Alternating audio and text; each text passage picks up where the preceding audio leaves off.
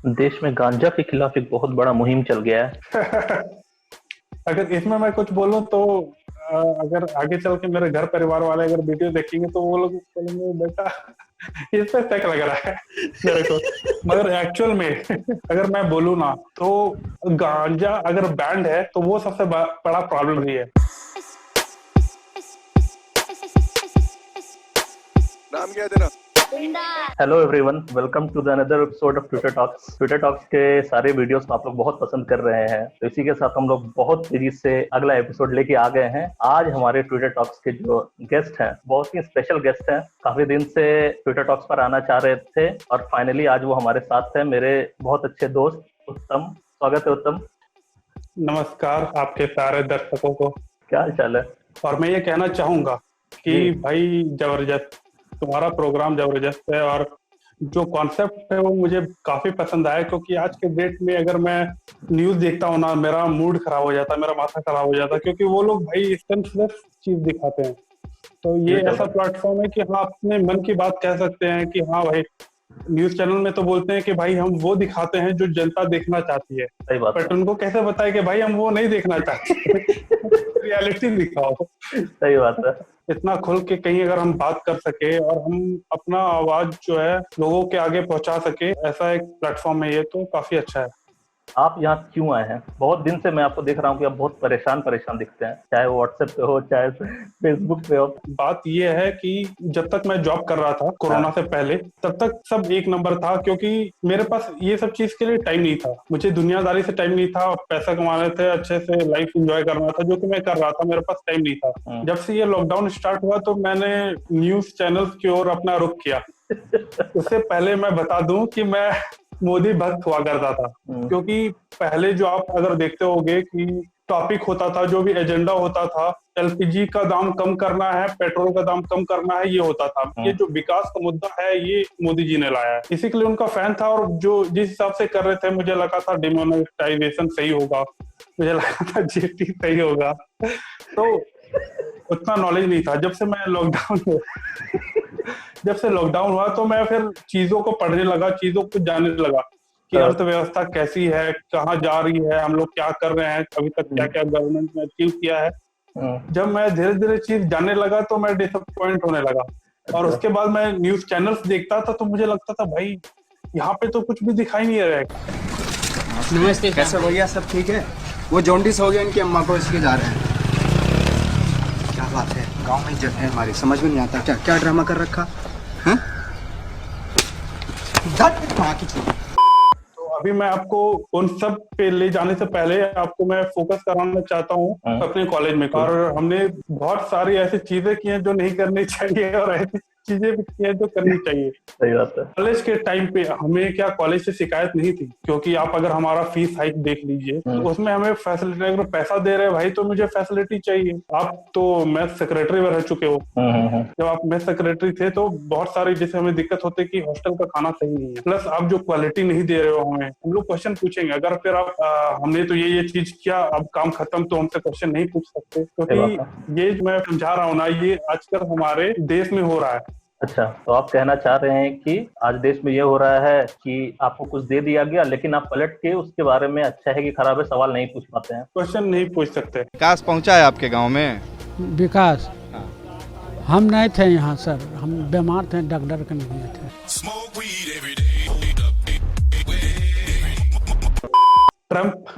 Trump जो है वो क्या बोलते हैं, वो ट्रम्प जो है वो क्या बोलते हैं, वो जनता के बीच में आता है और वो जो मीडिया पर्सन है वो लोग तुम दम तक गाली देते हैं उसको। मैंने बहुत बार देखा है। कभी कभी मोदी जी को भी आना चाहिए कि भाई इससे पिछले बार ना, अभी इससे पिछले वाले एपिसोड में, सौरभ के एपिसोड में मैंने देखा था कि एक बात तुमने बहुत अच्छा बोला कि भाई मोदी जी और रवीश कुमार का एक बार मीटिंग होना चाहिए, जरूरी है। मेरा सपना है भाई कि वो एक बार मीटिंग हो जाए। आज देश में आप सवाल नहीं हुआ, अगर सरकार से पूछेंगे तो क्या हो रहा है, क्या दिक्कत क्या है, क्यों नहीं पूछ पाते हम लोग? क्योंकि आजकल अगर हम लोग अपना वॉइस रेज कर रहे हैं तो देशद्रोही बन जा रहे हैं। अपने हॉस्टल में अगर मान लो मेरे को प्रॉब्लम हो रहा है, पैसा तो दे रहे हैं भाई, पैसा तो हम पूरा दे रहे हैं, पर जब काम मांग रहे हैं भाई कि मेरे को ये चाहिए, मेरे को ये फैसिलिटीज चाहिए, तो आप बोल दे रहे हो कि नहीं देशद्रोही हो गए, तो हम विदेशी ताकत इसमें काम कर रही है। तो भाई ये गलत है, ये हो रहा है, ये गलत है। और सबसे बड़ा प्रॉब्लम है जो मीडिया है, सोल्ड आउट मीडिया। और कोई भी अभी ये भी नहीं बोल सकते, मतलब सब सोल्ड आउट ही है। एनडीटीवी से लेके ये जी न्यूज सारा कुछ। एनडीटीवी मेरे को पसंद है। एनडीटीवी इसलिए पसंद है क्योंकि वो सरकार का बुराई करती है। कोई तुम्हारा बुराई करता है तो उससे चिढ़ो मत, उसे देखो और जानो कि वो बोल क्या रहा है और उसको सुधारने की कोशिश करो, तो तुम सुधर जाओगे। कि प्रॉब्लम्स है तभी तो हम दिखा पा रहे हैं कि भाई ये प्रॉब्लम्स है। देश में बड़ी बड़ी खबरों के बीच बबलू, जी बबलू भाग गया है। बबलू बबलू बबलू बबलू भाग गया है, देखो बबलू जैसे बबलू खेल रहा हो अक्कड़ बक्कड़ बम्बे भो। 80-90 पूरे 100 में लगा धागा, बबलू निकल कर भागा। आपके साथ मतलब ऐसा हुआ है क्या कि आपको कोई देशद्रोही बोल दिया सवाल पूछने पे? हाँ, मेरे साथ हुआ है और भी मेरे घर वाले ने बोला है भाई। नहीं, सच बात है, क्योंकि अभी मैं सबके पास पहुंच नहीं सकता। तो मैं बोला कि भाई नहीं, आप पोस्ट डालते हैं। पोस्ट डालने पे मेरे मामा जो कि पार्षद है, मेरे को अचानक फोन करके बोलते हैं ये सब क्या कर रहा है। तो हम बोले क्या कर रहा है ये, आपका अपना सोच होगा, मेरा अपना सोच है। तो बोलते हैं नहीं, ये देशद्रोही वाला काम करो वरना घर में कोई नहीं बुलाएगा, सबको घर भर में सब बॉयकॉट कर देगा। मैं बोला कि अच्छा आप बोलिए कि आप नहीं बुलाइएगा और आप बॉयकॉट कर दीजिएगा। अगर ऐसा बात है तो आज के बाद मेरा जाना कैंसिल। आज के बाद से हम रहेंगे, क्योंकि मेरा ओपिनियन है।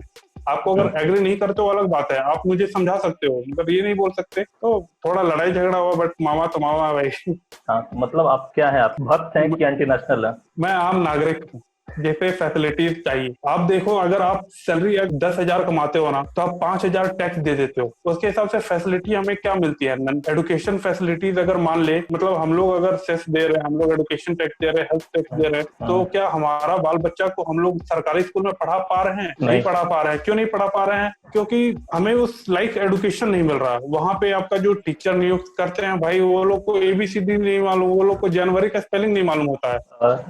राष्ट्रगान किसने लिखा हुआ है? वो राष्ट्रगान जनगण मन नायक वाला, वो थे कानपुर के पार्षद जी। अरे पार्षद जी हैं, कानपुर के हैं, उन्होंने लिखा था। हम देश की राजधानी, भारत देश की राजधानी कौन सी है? लखनऊ। और मैम जम्मू कश्मीर की राजधानी? लखनऊ।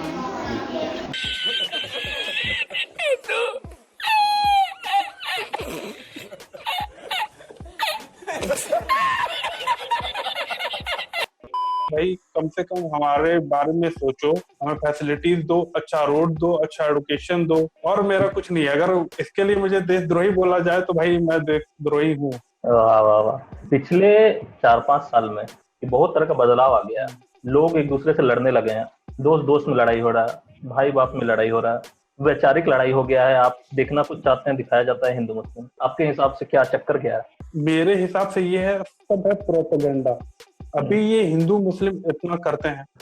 एक सवाल का मेरे को उसमें जवाब चाहिए कि जब शाहरुख खान बोला कि भाई मुझे इस देश में खतरा हो रहा है, आमिर खान बोला कि मुझे इस देश में खतरा हो रहा है, तो आपने बोला कि भाई पाकिस्तान जाओ। ओके, अभी जितने भी औरत लोग हैं, जितने भी महिलाएं हैं, वो बोल रही हैं कि हमें खतरा महसूस होता है, तो अब उनको भी बोलेंगे क्या पाकिस्तान जाओ?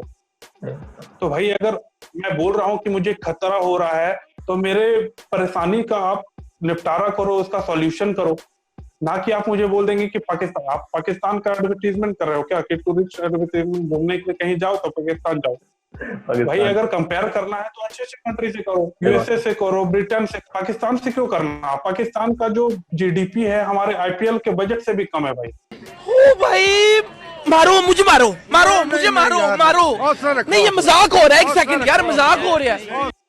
आपका जैसे हम स्टेटस देखते हैं तो आप ज्यादातर आपका रहता है जर्नलिज्म पे, पत्रकारिता ये नहीं होती, पत्रकारिता वो होती है। मतलब जर्नलिज्म पे आप कंपैरिजन वीडियो डालते रहते हैं। अर्नब गोस्वामी के बारे में क्या ख्याल है आपका? अर्नब गोस्वामी का अगर आप प्रोफाइल खोल के देखोगे विकिपीडिया, तो आपको ये पता चलेगा कि वो जर्नलिज्म बैकग्राउंड से है ही नहीं। वो मतलब उसने अपना स्ट्रीम चेंज किया हुआ है और लोग को यहाँ पे भाई कॉमेडी सर्कस पसंद है। हाँ, अभी वो क्या करता है, उद्धव ठाकरे आओ मुझसे डिबेट करो, ये बोलने का लहजा होता है क्या? अभी मान लो रवीश कुमार अगर बोलता है कि आओ मोदी आओ शाह आओ मुझसे डिबेट करो, कितना भद्दा लगेगा। तो अभी अगर उसको कोई जर्नलिज्म बोलता है तो भाई माफ कीजिए, वो कॉमेडी सर्कस से कम नहीं है।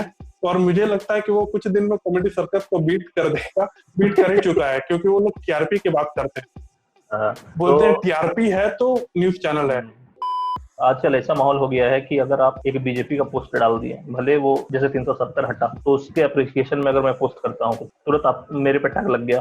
अगर मान लीजिए फार्मर बिल है, आप उसके ऑपोजिशन में कुछ डालेंगे, आप पे टैग लग जाएगा कि आप कांग्रेस के आर्मी है, मेरे पे टैग लग जाएगा कि हम मोदी के भक्त हैं। तो ये कैसा माहौल चल रहा है भाई? कोई कुछ बोल ही नहीं पाएगा। पहली बात है कि सुनो सबका, करो अपना। मुझे पता है कि मुझे क्या करना, अगर किसी को नहीं पता तो उसमें मैं क्या करूं।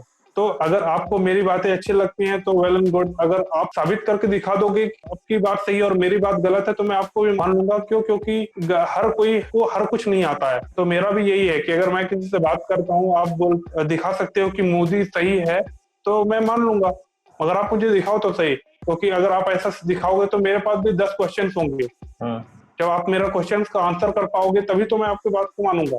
जब भी कोई मेरे को ऐसा टैगलाइन ऐसे आता है ना कि हाँ भाई तुम ये क्यों डाला, तुम ये क्यों किया, तो मैं उनसे 2-4 क्वेश्चन पूछ देता हूँ। अच्छा मेरे को ये बताओ, मैं आपके बात से एग्री कर जाऊंगा, क्योंकि अगर कुछ अच्छा मिल रहा है तो अच्छी बात है। देश में गांजा के खिलाफ एक बहुत बड़ा मुहिम चल गया है।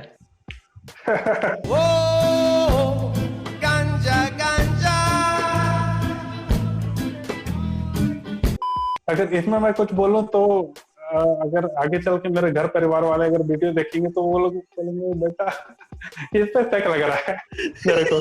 मगर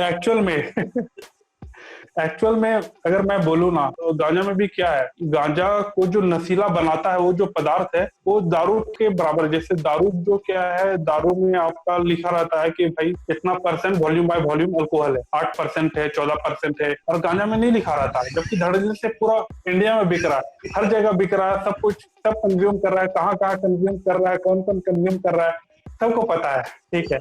मगर फिर भी गवर्नमेंट कुछ नहीं कर रही, क्योंकि साइड से भाई करप्शन तो है, इससे जो आपको कमाई हो रहा है वो ब्लैक मनी है, ठीक है। क्योंकि इस पे आप कोई टैक्स पे नहीं कर रहे, क्योंकि ये इलीगल है। अगर ये लीगल हो जाता है तो इस पे गवर्नमेंट दाम बढ़ा पाएगी, टैक्स भी मार पाएगी, लोगों में अवेयरनेस फैलेगा।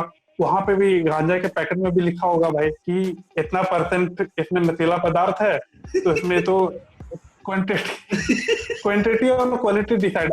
आज कोई भी पकड़ के कुछ भी फूक जा रहा भाई, फिर आज भी फूक के सोचता है कि भाई इसमें कम चढ़ा है, इसमें ज्यादा चढ़ा है, समझा। तो अगर गवर्नमेंट इसको लीगलाइज कर देती है तो ये प्रॉब्लम सॉल्व हो जाएगा, इससे भी भयंकर कमाई होगा गवर्नमेंट को।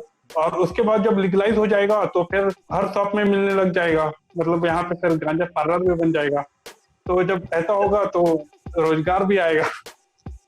ये बस कॉन्सेप्ट है। मुझे नहीं आजकल जो मिलेनियल्स है, हमारे आपके आजकल बच्चा लोग है जो हमसे भी छोटा है, जो 18-19 साल का बच्चा लोग आजकल निकल रहा है, वो लोग रिसर्च नहीं करता है। वो लोग एक ट्वीट देख के हल्ला करेगा, ध्रुव राठी आके बोल दिया, एपिसोड बना दिया, अपना पोज कर दिया, हम उस पे बिलीव कर लेंगे। कोई व्हाट्सएप स्टेटस देख के व्हाट्सएप यूनिवर्सिटी कह दिया जाता है। हाँ, व्हाट्सएप यूनिवर्सिटी कह दिया जाता है कि वही देख के वो लोग अपना नॉलेज ये आपको पता है, ये बहुत डेंजरस है हमारे समाज के लिए। इसी के लिए मैं एंटी बीजेपी हो गया, बस इसी कारण है। वो जो जिन बच्चों की आप बात कर रहे हैं वो हमारे और आपके घर से है, ठीक है। वो भी नॉर्मल समाज के लोग हैं जो कि भड़का दिए जाते हैं। जैसे पाकिस्तान में लोग को तुम्हारे मजहब खतरे में है बोल के वो भड़का देते हैं, वो इंडिया में आते हैं और वो तबाही बताते हैं और वो खुद मर जाते हैं।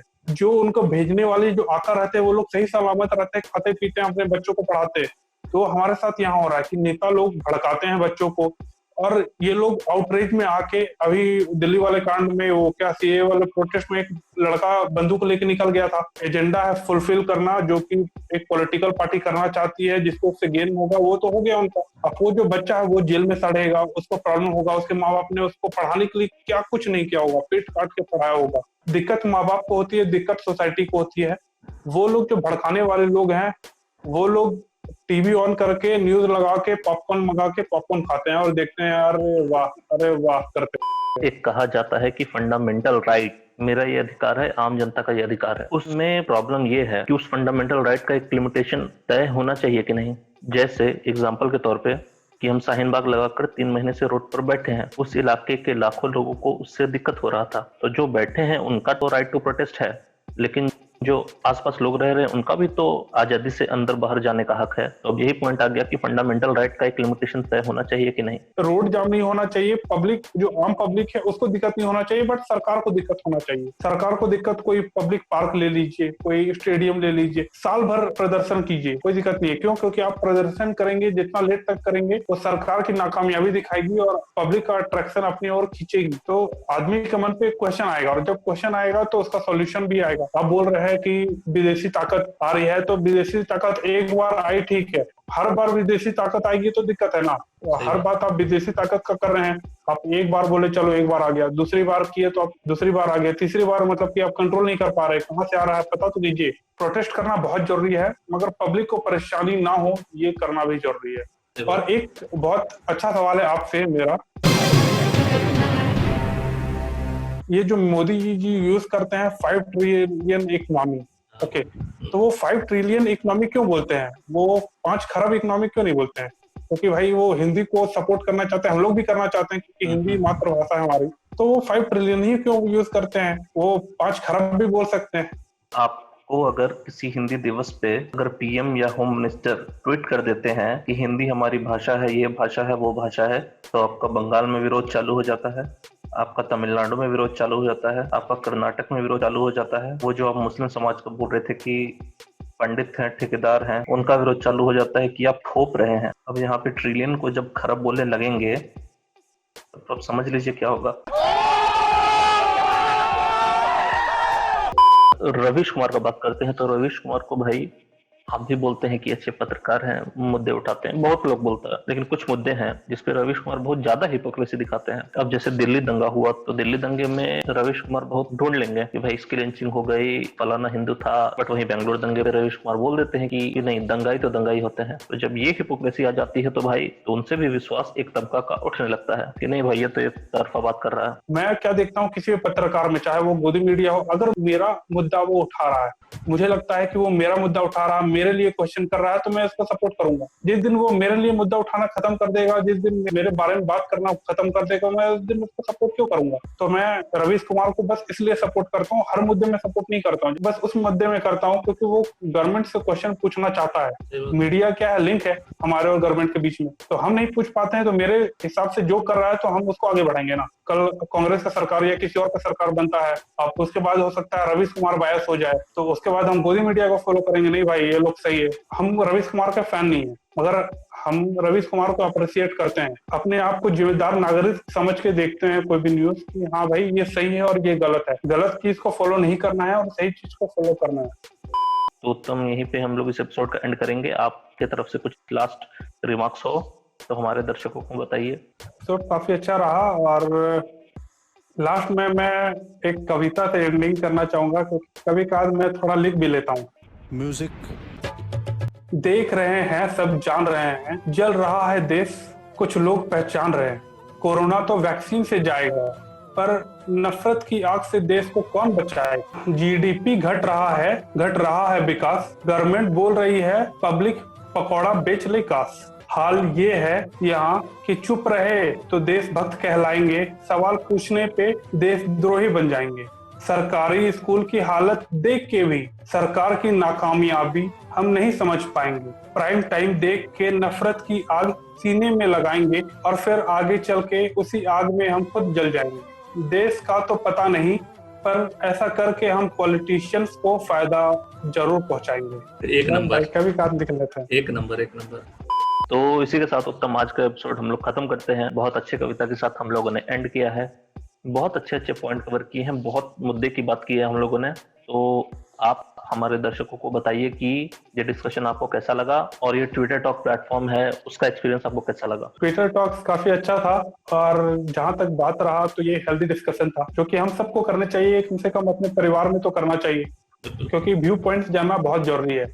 एंड आज के डेट में आप अपना व्यू पॉइंट्स रख पा रहे हैं तो वो बहुत बड़ी बात है। तो कम से कम अपने परिवार के सामने, अपने दोस्तों के सामने हमें रखना चाहिए। और आप इस टाइप का जो प्रोग्राम लेके आओ ये काफी अच्छा है। तो जितने भी हमारे दर्शक ये एपिसोड देख रहे हैं उनसे आग्रह है कि जल्दी से जल्दी इसको सब्सक्राइब करिए, ज्यादा से ज्यादा शेयर करिए, लोगों तक पहुंचाइए। बहुत बहुत अमेजिंग कंटेंट आने वाला है, एक से एक एपिसोड आने वाला है। इसको लाइक करिए, शेयर करिए, सब्सक्राइब करिए। तो इसी के साथ हम एपिसोड को एंड करेंगे। थैंक यू उत्तम, thank you so much for coming. Thank you very much बुलाने के लिए अपने साथ।